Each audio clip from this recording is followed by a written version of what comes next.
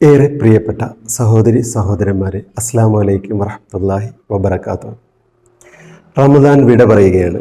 നന്മയുടെയും സുഹൃതങ്ങളുടെയും വഴിയിൽ ജീവിക്കാൻ ശീലിച്ച രാപ്പകലുകൾ, ആത്മനിയന്ത്രണം ശീലിച്ച് പ്രലോഭനങ്ങളെയും പ്രകോപനങ്ങളെയും മറികടക്കാനുള്ള കരുത്ത് നേടാൻ ശ്രമിച്ച സന്ദർഭം.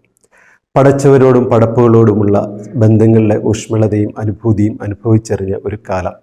മനുഷ്യൻ മണ്ണും വിണ്ണും ചേർന്നുണ്ടായവനാണ്. ആമാശയും ആത്മാവും അവൻ്റെ ഭാഗമാണ്. വിശപ്പും ദാഹവും മോഹവും സ്വപ്നവും സന്തോഷവും സന്താപവും എല്ലാത്തിൻ്റെയും സംഗമഭൂമി.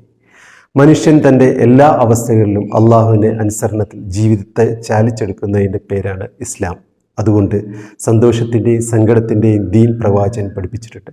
പ്രവാചകൻ പഠിപ്പിച്ച സന്തോഷത്തിൻ്റെ ദീനാണ് ഈദ്. ഈദ് ആഘോഷിക്കാനുള്ളതാണ്. ഈദ് നമസ്കാരമാണ് ഈ ആഘോഷത്തിൻ്റെ വർണ്ണം നിർണ്ണയിക്കുന്നത്. അള്ളാഹുവിനെ മഹത്വപ്പെടുത്തലും സ്തുതിക്കലുമാണ് ഈദ് നമസ്കാരത്തിൻ്റെ കാതൽ. അതെ, അത് ദേഹേച്ഛയ്ക്ക് മേൽ ദൈവേച്ഛയുടെ വിജയ വിളംബരമാണ്.